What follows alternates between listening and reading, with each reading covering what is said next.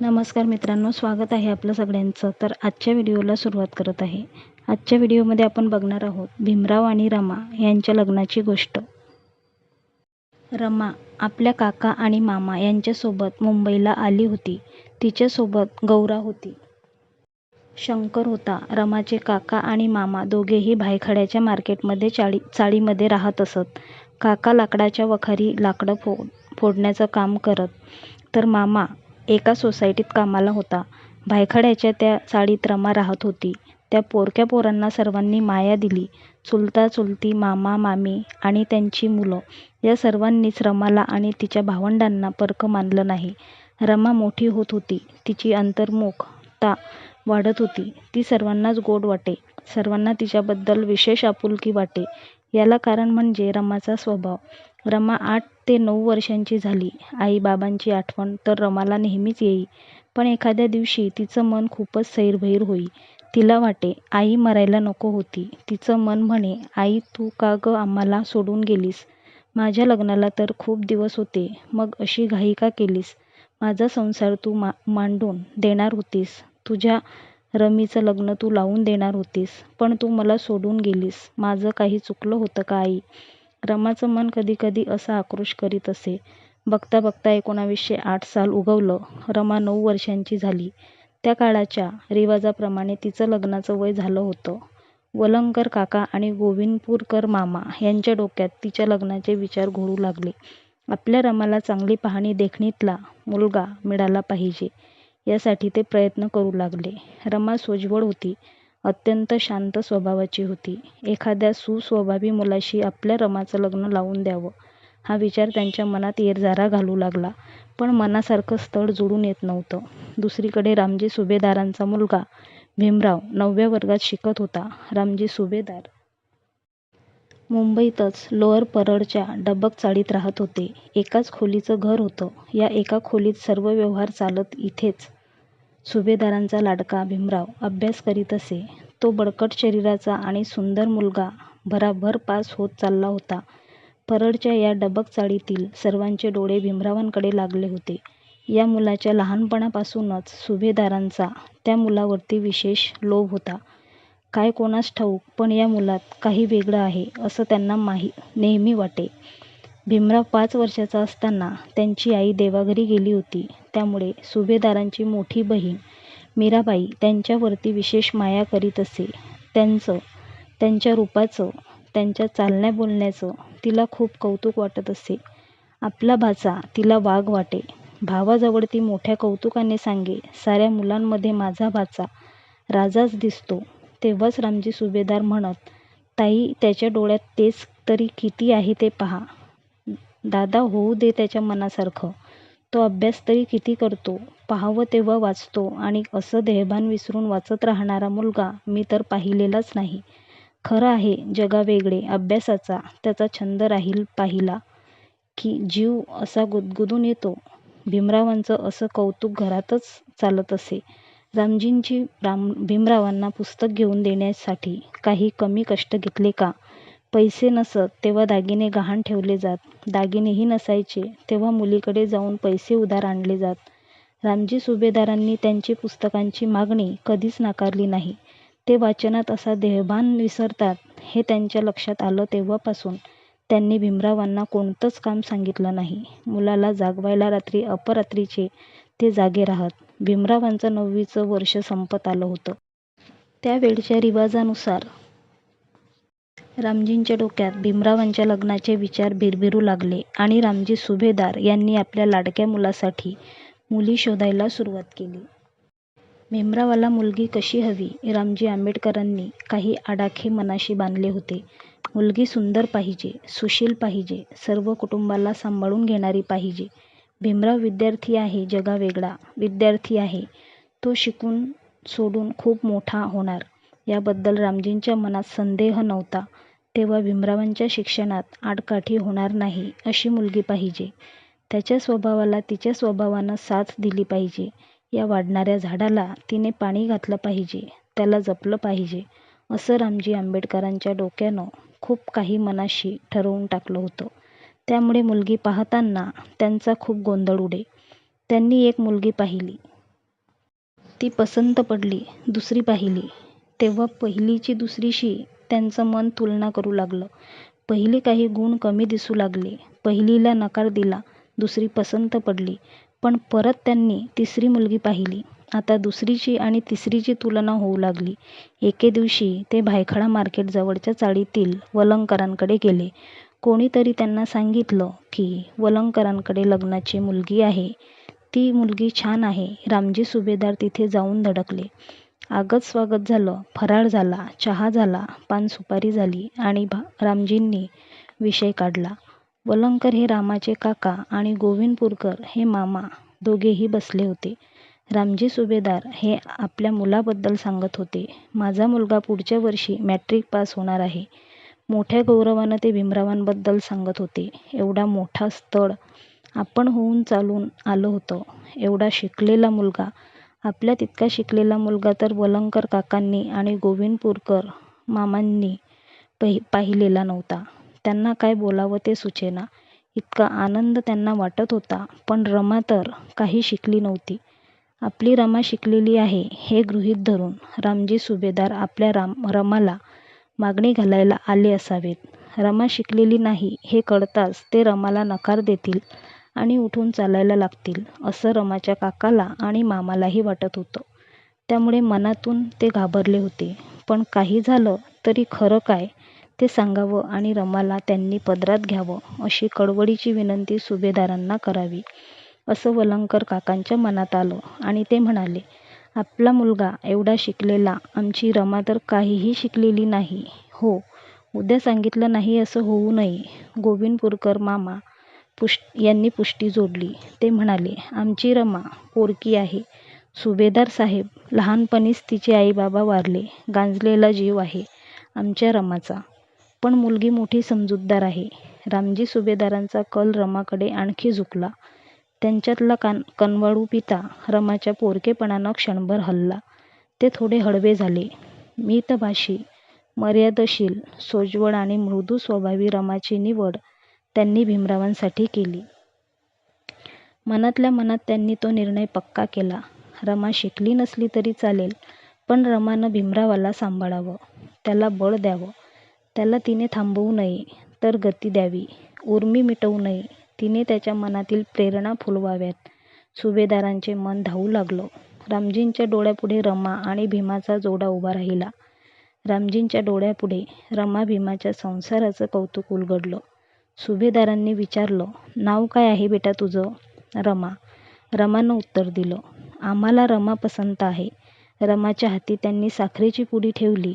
रमानं सुभेदारांना वाकून नमस्कार केला. सुभेदारांनी पोरीला तोंड भरून आशीर्वाद दिला. मीरा त्याजवळ रमाबद्दल कधी सांगतो असं रामजींना झालं होतं. ते लगेचच घरी आले.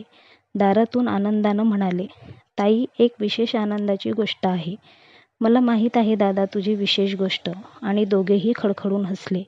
पण यावेळी मात्र रामजी सुभेदार विशेष खुशीत आहे हेही तिच्या नजरेतून सुटलं नाही. तेव्हा तिने गंभीर स्वरात विचारलं, काय दादा, कशी आहे मुलगी? फारच चांगली मुलगी आहे ताई. कोणाची मुलगी ही? अगं, भिक्खू वलंगकर होते वननगावला. ते मरण पावले. आईही नाही तिला. इथेच मुंबईत काका मामांकडे राहते. छान होईल भीमासाठी, आत्या म्हणाल्या. काही विचारू नकोस, अगदी उत्तम होईल. सुभेदार म्हणाले. इकडे सुभेदारांच्या कुटुंबात ही बातमी सुगंधाची लहर पसरवावी तशी पसरली. वलंगकरांचे आणि गोविंदपूरकरांचे घरही तिकडे हवेत झोके घेऊ लागले. आणि रमाचं काळीज सुपा एवढं झालं होतं.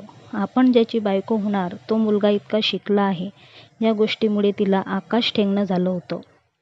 ती तिच्या समाजातल्या सर्वात जास्त शिकलेल्या मुलाची बायको होणार होती.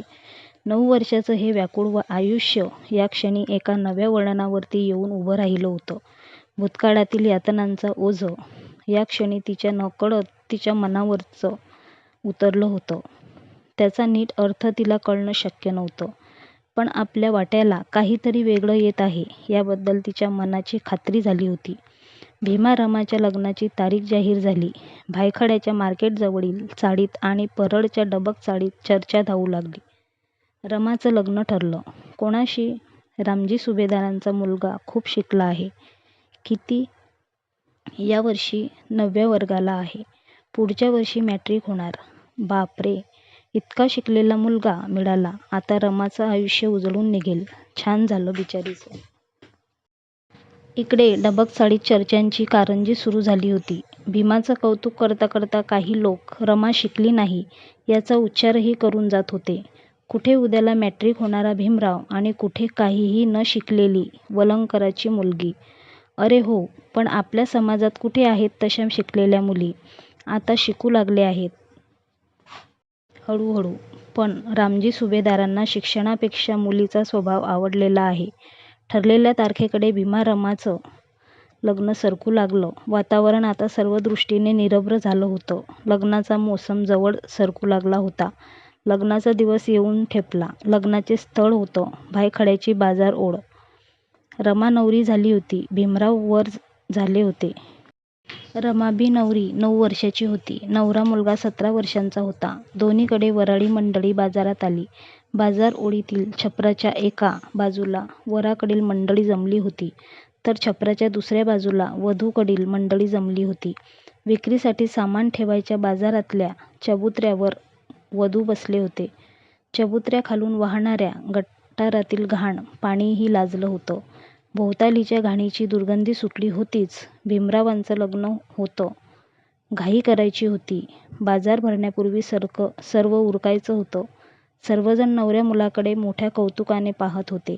असा सुशिक्षित वर पाहण्याची ही त्यांची पहिलीच वेळ होती. रमाच्या मैत्रिणींमध्ये हसणं खिदळणं सुरू होतं. वराकडील तरुण पोरांचं हसणं खिदळणं सुरू होतं. भीमा रमाचं लग्न लागलं. वडील मंडळींनी वधूवरांना आशीर्वाद दिले.